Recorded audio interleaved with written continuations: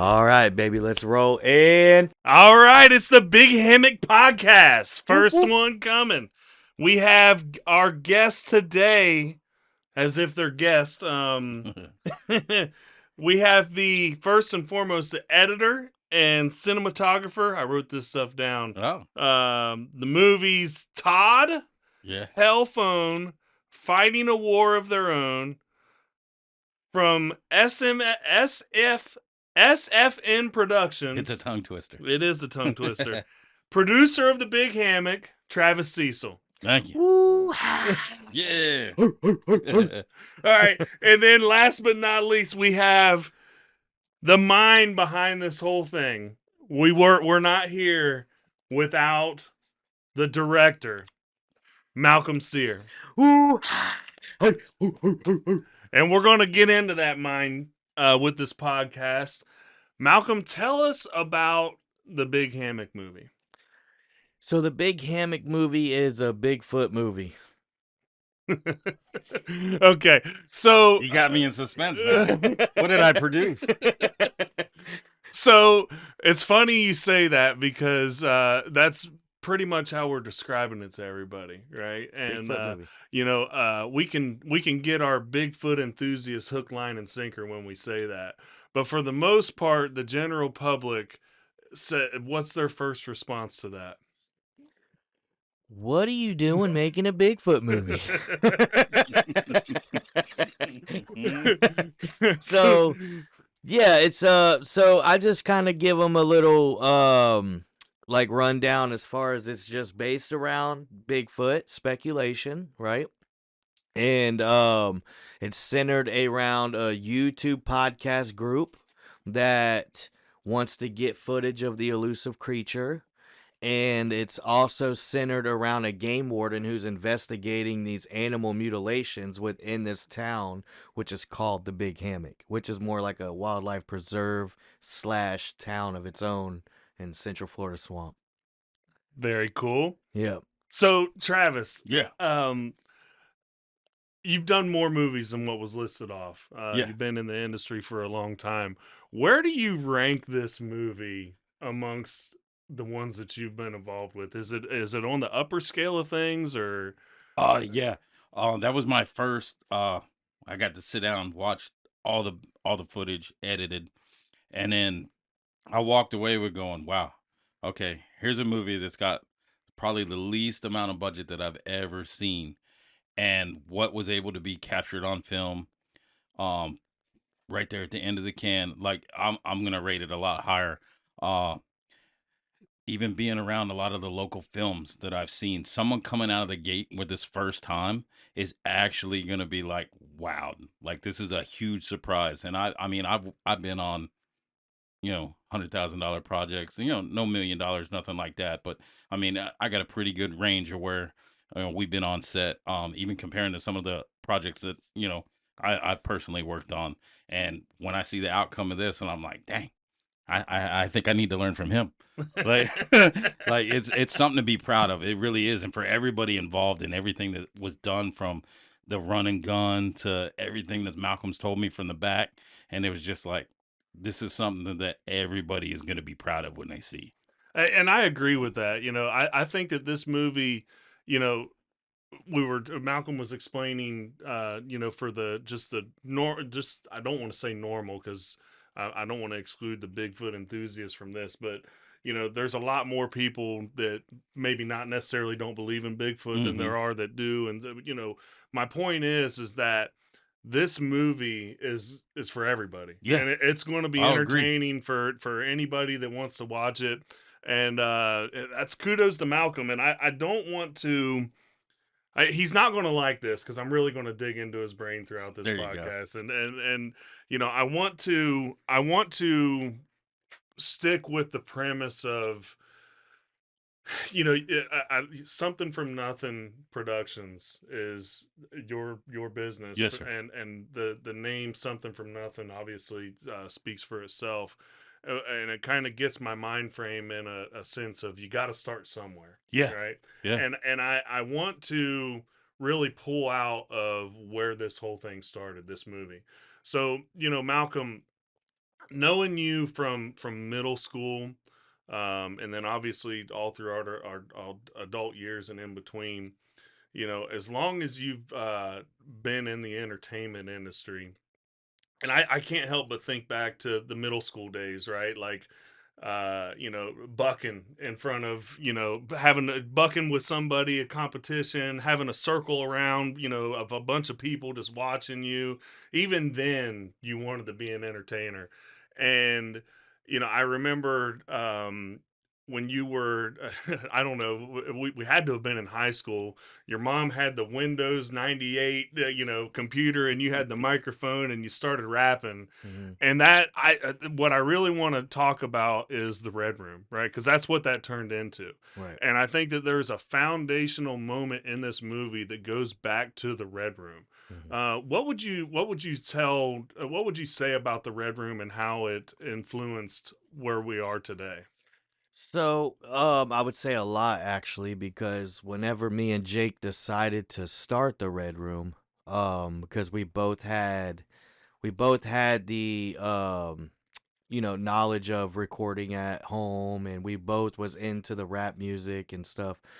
So it's like we kind of learned together on that. We built this studio out of his house, and but by doing that, we started like networking, and that's where like Foolish came in, and that's when the Red Room really like took off. Is when Foolish had came in the mix, and he showed us like the ins and outs of recording. Really, I mean, he was like, "This is how you need to make it better." He knew everybody as far as like in the rap world locally, And we're talking right? about Foolish. Foolish, like Okay. everybody knew him. You know what Hmm. I'm saying? So he kind of got us linked into that world as far as the local hip hop scene.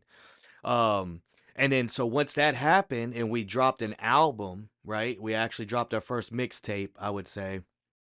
Um it actually somehow got into the hands of Travis, and Travis So I'm gonna back you up right Mhm. there because there was some local success that happened out of that first album. I'm assuming, and maybe I'm not, maybe I'm wrong here. Party in the Winnebago was on that album or no?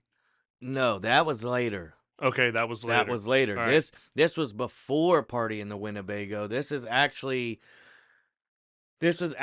when we did where we made all of the beats that was on the album. We totally 100% owned everything Mm-hmm. on the album, and it got somehow Travis got a hold of it, and he had a DJ buddy that was like in the strip clubs and was playing it, and that's when that song got a cup full of ice rocks, 10 bottles of Ciroc. And Okay. then like so that was kind of more the party song back then. That Uh was the huh. Winnebago before the Winnebago. Gotcha. So and then Travis just like hit me up, which is funny because I always knew his brother from playing baseball and stuff. So I kind of knew Travis, but he's a lot older than me. I mean, he's like 80 something years old. Yeah, yeah. Watch that. Watch that. so, so, 45 at the end of the year, bro. so he was like, "Look, man, I got a camera. Do you mind if I come and shoot y'all's show?" We was doing a show at one of the local clubs. He's like, "Can I come and film it?" And we're like, "Yeah, of course." Like we was filming everything on cell phones. Like Mm-hmm. we thought that was cool. So he showed up, filmed the show, and he actually was like mad about it. He was like, "I don't even like it," So, and I think it was on a GoPro. Yeah, yeah. I started out with I want to say it was the second version of GoPro that ever come out. Right. And I was just like, I got to get this done. I told these guys I can film. I ran up to Best Buy, spent $1,000 on just this GoPro uh, tripod, and I want to say just a screw-on light. Yeah, yeah, that's right. It Yeah. just had a screw-on light. So then he was like, "Man," he's like, "It doesn't look as good as I wanted it." Da, da, da. So then he went and bought another camera. He was like, "Look, I'm gonna shoot you a music video. I got this new camera. Do you mind? I want to do like a little short film slash music video. I had a song that I did, because that's when I started working on like a solo album by Mm-hmm. myself. We started like doing our own solo albums, and then we was gonna come back together and do another mixtape album because we was all solo artists.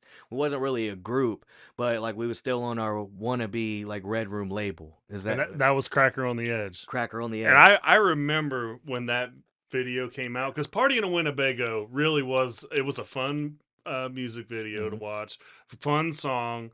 I mean, I've got family in Ohio, and I shared that with family in Ohio, and to this day they will sing the hook to "Party in a Winnebago" It's out of catchy. nowhere.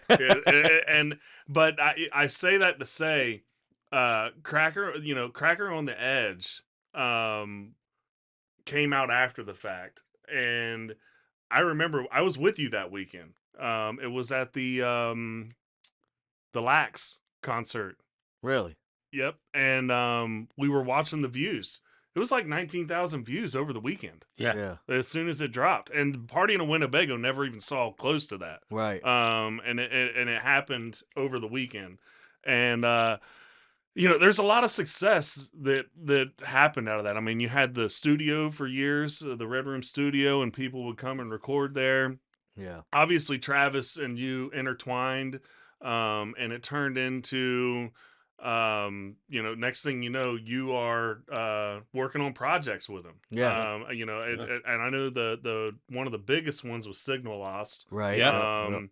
And him talking about showing up with the camera and he's not happy with it. You were showing up with, you were the sound guy, right? Yeah. Yeah. What was your setup?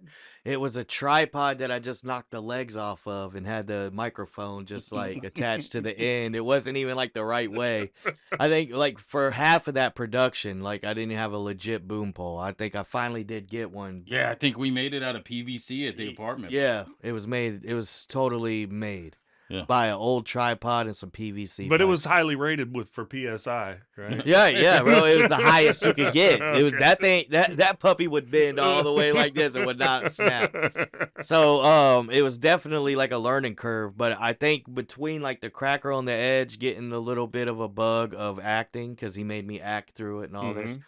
and then being on Signal Lost and doing the sound, I didn't act in that one.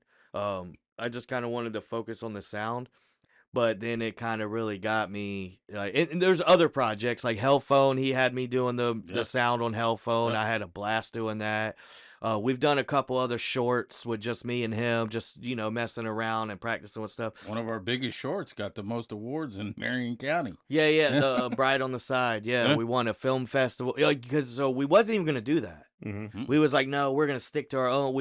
He's like, we don't want to really do anything. We don't want to help any, and not in a bad way. Like we just wanted to do our own thing, right? Because we've been helping everybody with their projects, and we're like, man, we got to do our own project one of these days. So we had a couple people like, man, Damon was like, man, y'all are gonna do it, y'all are gonna do it. We're like, nah, man, we're just stepping back. Well, like at the last minute, we was like, we got guilt tripped into it, is what we did. And we're like, all right, fine. There was a team that signed up. They was kind of connected with us. They didn't have a crew or nothing. They really needed help. So we're like, all right, man, we'll help y'all, whatever. So we ended up helping them and winning the competition. The jump cut. It was a 3-day challenge where you drew the genre. You had to write the script, cast the actors, and film it, edit it, and have it all done in 3 days for the premiere at the Marion Theater. So we ended up winning it, and then just over time of doing all that, man, we kind of I was just like, we got to do our own thing. And Travis got more pulled towards the SAG and like the actual budgeted films and stuff. So I was like, well, I don't really want to do that just because I want to kind of be in control a little bit. Like not that I wanted full control of everything, because obviously like the production of the Big Hammock, I gave out a lot of like, hey man, what do you think? Like, like, but I kind of wanted to be able to be like, I don't want to be held back by rules and regulations. Like when it comes to the SAG and the budgets, like Travis can tell you, like there's certain things you're not allowed to do. To where when you're guerrilla shooting, I can run up anywhere and be like, hey, can we film in here? All right, cool. And then I ain't got to have no contract signed. I don't have to get permission from the up and ups. I don't have to do any of that. You know what I'm saying? I don't have to feed the actors because, the Big Hammock had no catering. You know what I'm saying? If you ate, it's because you ate before you got there. You know what I'm saying? So that's kind of where the motivation came in as far as just wanting to go on a guerrilla shoot and had the idea and then recruited everybody as I went along. So let's talk about the recruiting, right? Okay. Because I admire the fact that, over this course of time of you just being in entertainment, whether it's, rapping or, behind the scenes doing filming, and you've kept up with the marketing, or the getting yourself out there, and knowing people, and knowing how to use people. And we've got cast members from the Red Room crew. You've got cast members that go back to childhood friendships. You got cast members that go to Signal Lost. Mhm.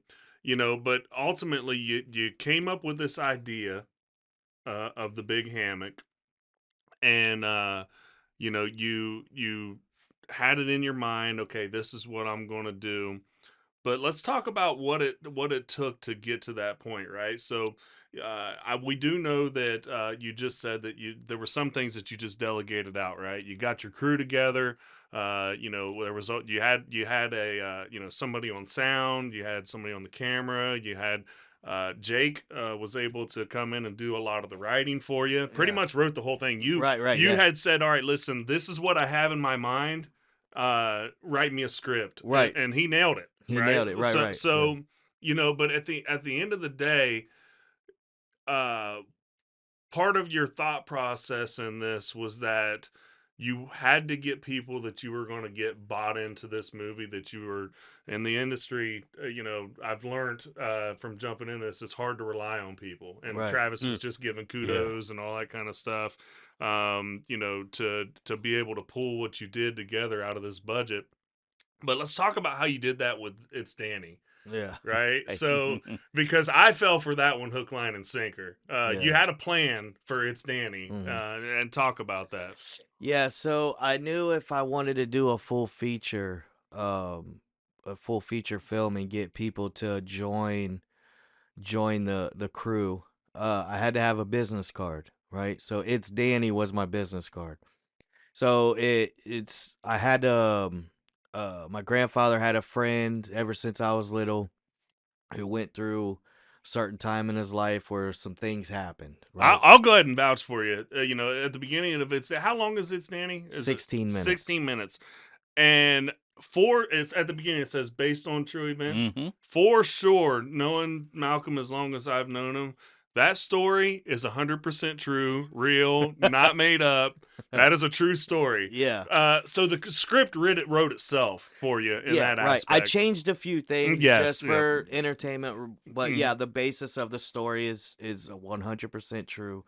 Um, so I used that and I did everything myself. I mean, Mhm. down to the strapping the boom mic on trees to record the sound because I Mhm. wanted to show everybody around me like what I could do by myself, and then use that and say, imagine if I had your help, right? Mhm. What we could accomplish. W- So Which is so legitimately. That was the first thing that I said to him, Travis. I Yeah. said, "Hey, Malcolm, next time you do a film, like, call me. Like, I yeah, want to I Yeah. want to act in it." And which lo and behold, that was his plan the whole time. He wanted, yeah. He's he a sneaker like yeah, that, bro. like he was just looking. And that, so for example, with Signal Lost being the production that it was, Yeah. and him being the marketer that he is, Mm-hmm. right? He knew that there were people in that film that he wanted on the crew, Yeah. Mhm. but he wasn't just going to call them up and say, "Hey," he had to show them that he could do something. Right, Yeah. you're exactly And right. and Yeah, Yeah. yeah. and I wanted to just bring that out because I think that is what it got me, Yeah. And so fast forward, um I do want to talk about my experience in the film, right? So he calls me up, Travis, and he's like,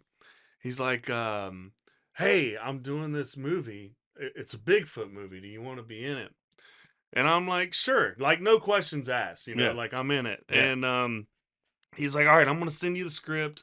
It's a small part. I got the lines, and to check it out, tell me if you want to do it." I'm like, "Sure."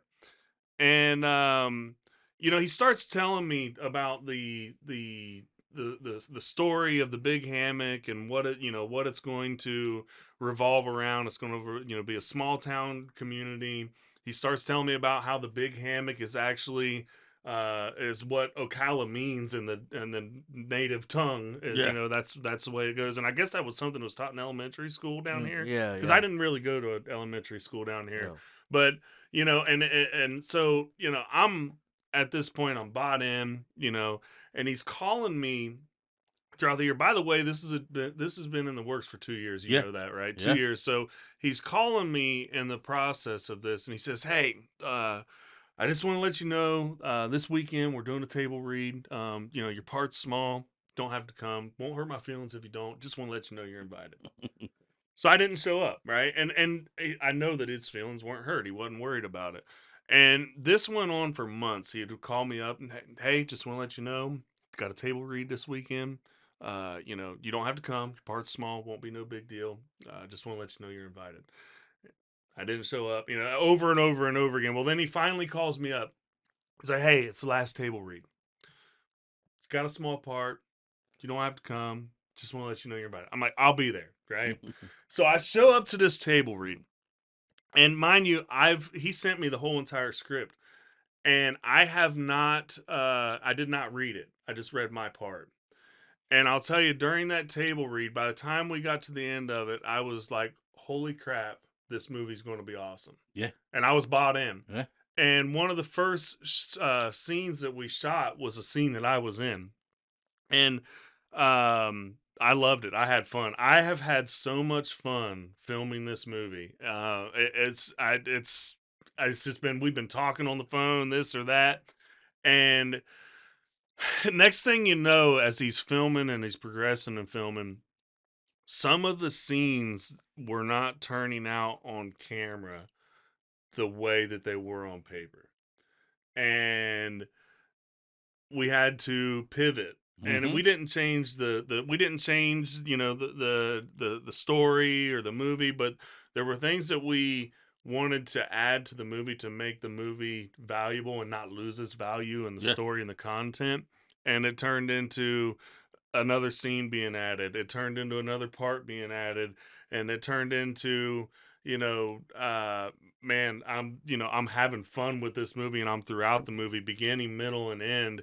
And again, 2 years in the making.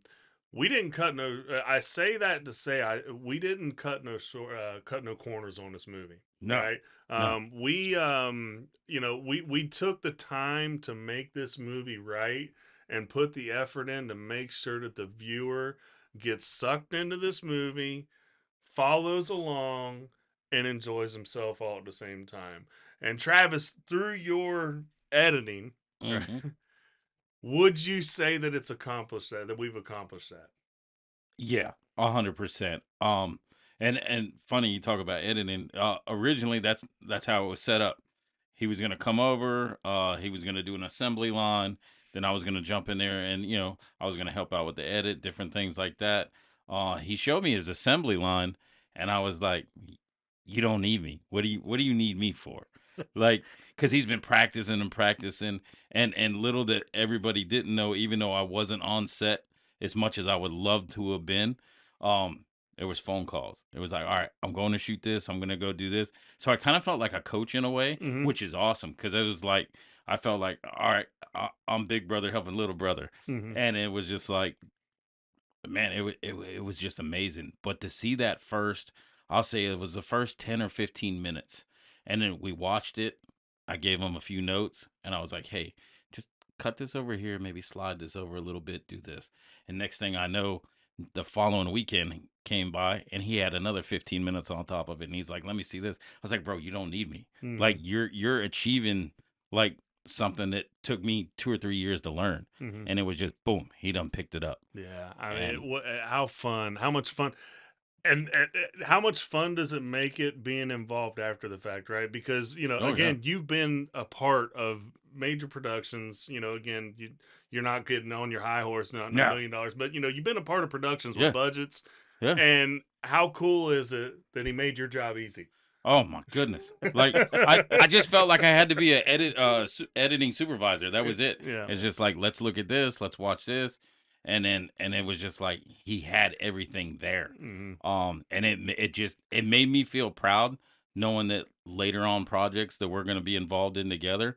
It was like, I got someone to lean on. Yeah, Let's do this. absolutely. Let's do that. And it was and same with his filming. When Malcolm picked up the camera, even though it was a lot of the music videos that we started on, where I was mainly the one behind the camera, but the other part of the brains of that operation through any music video that we worked on was always Malcolm. Mhm. Some of the best scenes, we would talk about it. We'd argue about it. And we're like, no, it's not gonna work. Yeah, it's gonna work. Just shoot it. Mhm. And it came out, and then we'd sit back and be like, all right, let's do it again. You know. So it's just, I don't know. He's always been there, man. Yeah. So like down to like even when I first got the camera for the Big Hammock, once Chaz, bought the equipment, I took it straight to Travis. All right, put the settings on here, bro. I don't know what the settings are supposed to be, but just go ahead. I just want to be able to hit record, turn it on, hit record, hit stop, turn it off. So because I had no idea like how do you get the best out of the camera, right? What are the settings you need? I didn't know nothing about ISO or aperture or any of that, I had to run him through 15-minute school. Right, yeah. Basically. So like when I was like on set pretending like I knew what I was doing with the camera the whole time, I'm like, man, I hope I don't hit the wrong button. So cuz I even had like a monitor, and like the monitor was also a recorder, and it was going to get better like quality. So like after the first scene, I drop it off to Travis like, "All right, bro, here, do your thing." And he's like, "Yeah, it looks great." He's like, but can't use none of it. And I'm like, what do you mean you can't use none of it? He's like, yeah, you recorded like everything. Like whatever the screen showed, it recorded. I'm like, crap. So he's like, well, What? did you hit record on the camera though so the backup card could get it? And I was like, I don't know, bro. I just hit whatever button you told me to hit. I set up a failsafe just in case. And it worked. So we didn't have to redo because if not, that whole diner scene would have been reshot. Oh, it was the diner scene. The diner Yeah. scene. Oh boy. That's why if you notice, I never used the monitor after that. I used the cheaper monitor. I was like, well, if I don't even know how to use this recorder, the backup recorder, well, it was going to be the main recorder and the camera was the backup recorder, but I just did away with it. I'm like, we might as well just keep going with this. I almost messed up the very first the scene, but it worked out. Yeah, that day I had a tear come out of my eye, and I ain't gonna lie. I had to meet you there at 7:00 in the morning. I know. Get everything ready. Everything was all set up, all excited. I'm like, man, I don't want to go into work. But I knew I was the only manager that was opening up this store, and I had to leave. All day I'm stressed out, pacing at work, and because I was like, I want to know what's going on. Like I'm missing this. I even called, I think, a couple times too. How's it going? Yeah, I just want to make sure You everything's remember to going. hit record? You remember the red button, the red circle button.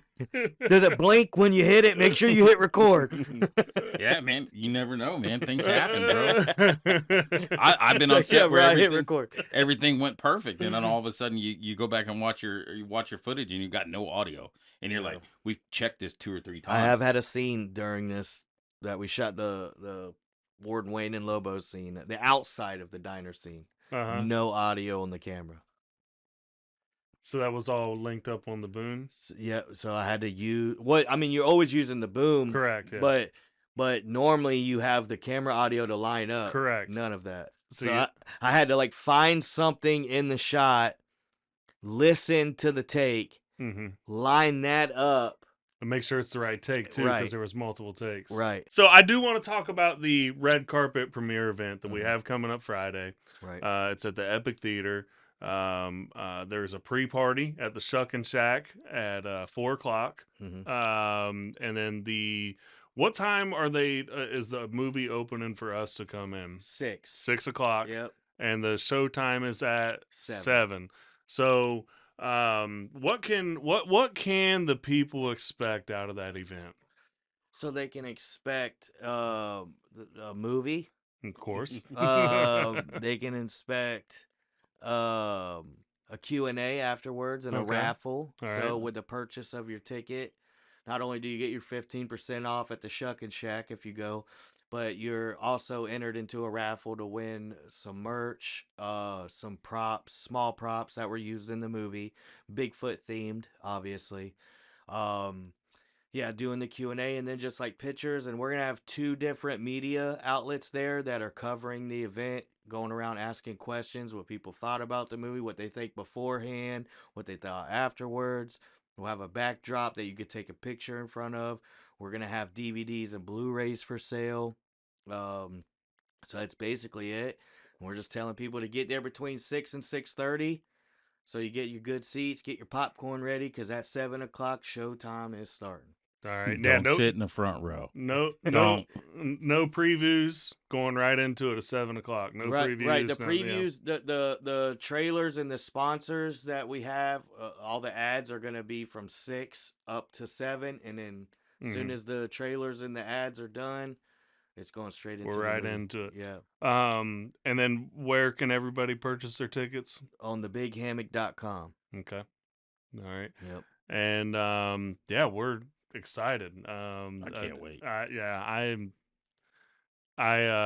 I'm lost for words on how excited I am. Yeah. Really, I mean, Yeah. I've not sleeping very much. So steady looking at Facebook. Where we at on our trailers? Calling how where we at on our ticket sales. It's been a lot of fun, and I can't wait to see what all this turns out to be at the end of it. So Yeah, man. yeah, thank you all for Yeah.